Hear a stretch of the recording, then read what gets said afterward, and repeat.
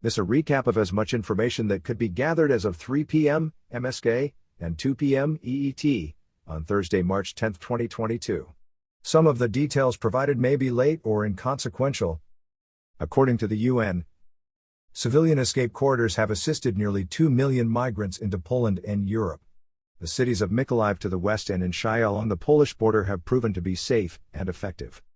But, according to Ukraine, residential sectors have been hit with more frequent and intense shelling, including hospitals and apartments.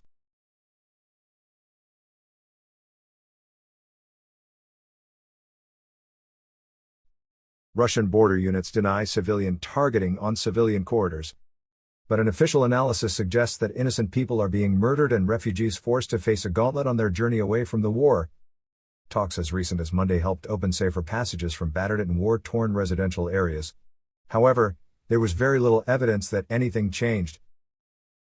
50 Ukrainian children were killed by Russian troops. Only in Mariupol, the mayor of Mariupol informed about 1,300 killed civilians. This is not only in Mariupol when we have a maternity home or children hospital. They are attacking more than 250 schools, more than 122 hospitals, more than 2,000 civilian objects. And with this situation, this is no explanation. This is absolutely a demonstration that Russia acts even not like an aggressor, but as a terroristic steps. And our reaction on this behavior of Putin and Russian troops and Russian state would be exactly like a terroristic steps. And now it is extremely important that the whole world is united.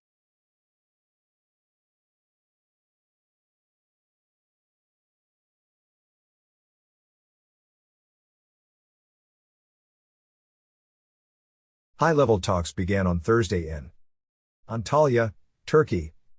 Both Russian Foreign Minister Lavrov and Ukraine Foreign Minister Kuleba met and some reassurance for safer passage was initiated.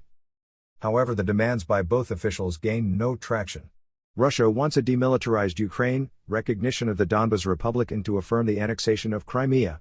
The Russian FM repeated again that peace cannot be reached unless Ukraine gives up its potential NATO membership. As the destructive invasion moves forward, the UN predicts as many as 4.4 million refugees will be resettled. Russia's full strength has not been unleashed, but the defenders are doing a fantastic job at limiting large-scale movement. Most military-aged civilians are volunteering, but more help will be needed.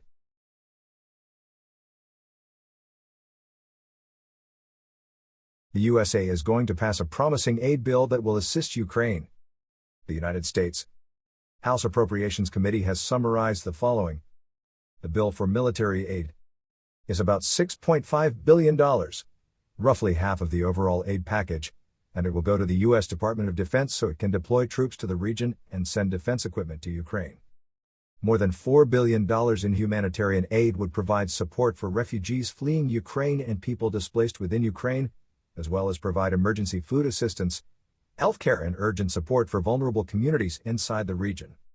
Economic aid would provide nearly $1.8 billion to help respond to the economic needs in Ukraine and neighboring countries, such as cybersecurity and energy issues.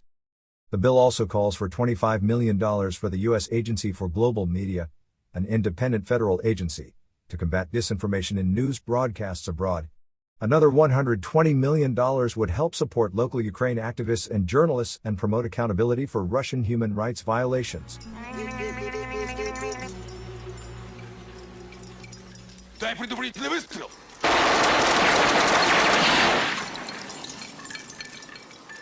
Do what I do.